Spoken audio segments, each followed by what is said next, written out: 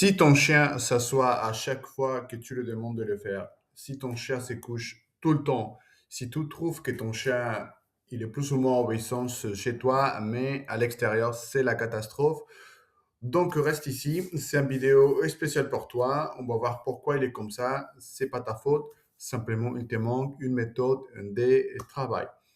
Bon, avant de commencer, n'hésitez pas à s'abonner, à me donner un petit j'aime. Et allez, on va commencer.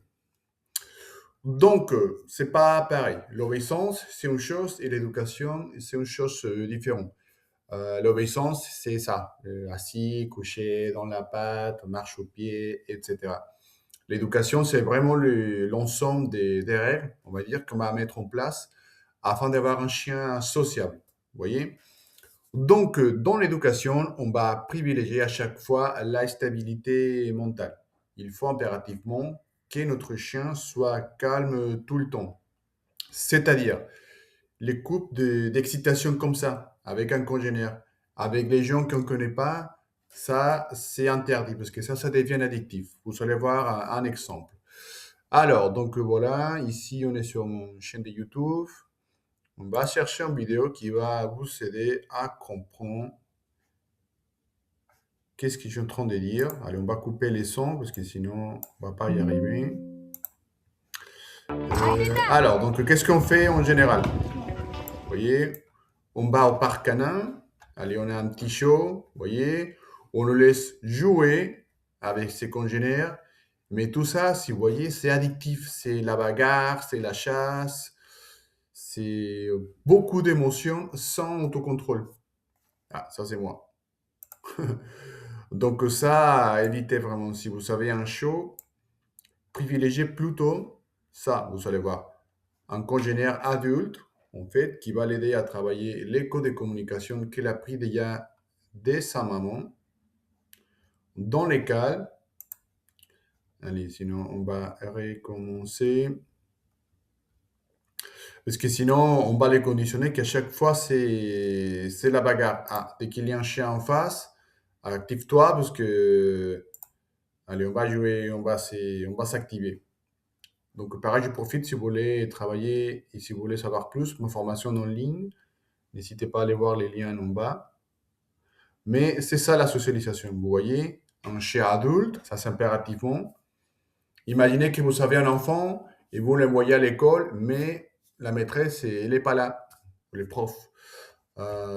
Et imaginez que c'est ses copains qui vont faire leur éducation. Ça va pas finir bien. Donc, on va chercher la stabilité. Ça, c'est un sujet important. Au lieu de chercher ça, parce que vous allez voir qu'est-ce qui se passe en général à chaque fois, on va voir si j'arrive à trouver la vidéo au parc canin. Pic, pic, pic.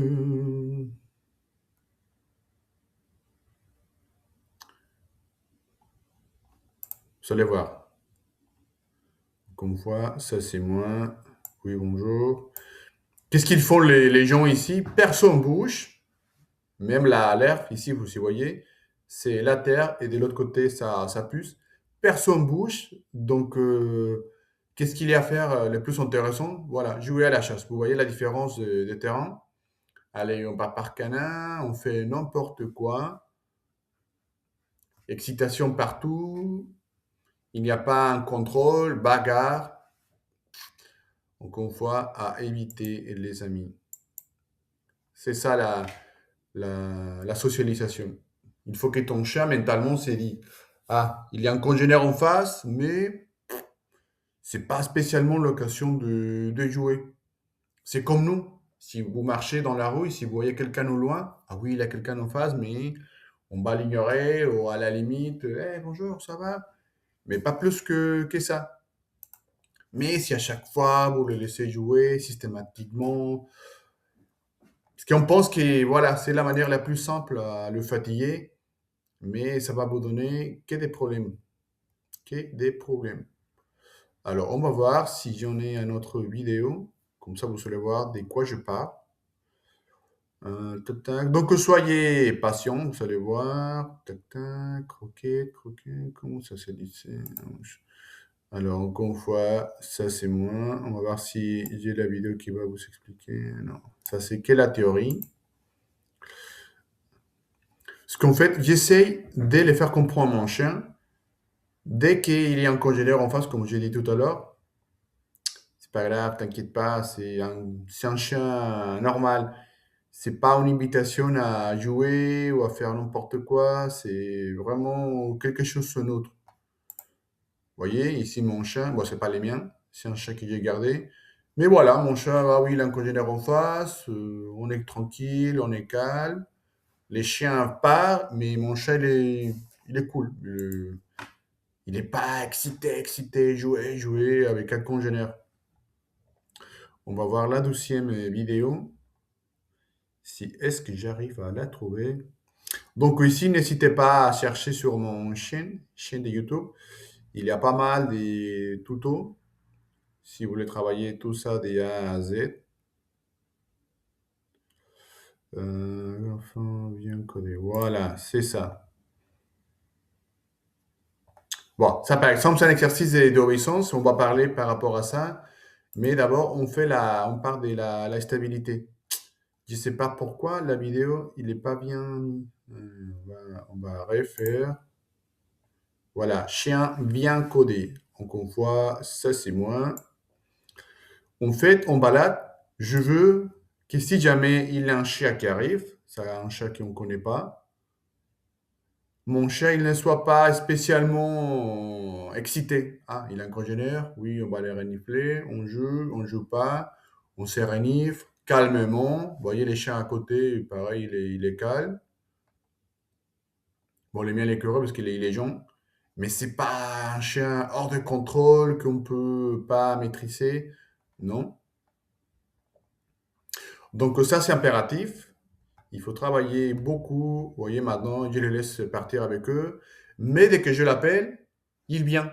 Pourquoi? Parce que c'est moi les choses positives. C'est moi les plus intéressantes dans sa vie. C'est moi la référence émotionnelle. Alors, donc maintenant, justement, on utilise l'obéissance. Pareil, des fois, on se demande pourquoi mon chien, il tire en laisse. Si à la maison, il est super sage, il connaît bien assis, couché, pas bouillé. Donc, vous allez voir. Non, c'est pas ça. Bon, ça, on va discuter par rapport à ça. Alors, j'essaie de vous montrer.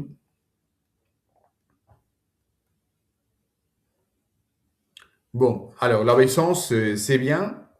Moi, j'aime bien l'obéissance parce qu'en fait, l'obéissance, ça va nous aider à le fatiguer mentalement. Tu peux pas le dire à ton chien tout le temps de s'asseoir, de rester couché, de marcher au pied. Si pour ton chat, c'est fatigant. Ça, il faut séparer. Donc, l'éducation, c'est l'autocontrôle, gestion d'émotions, code de communication, les choses qui sont interdites ou pas.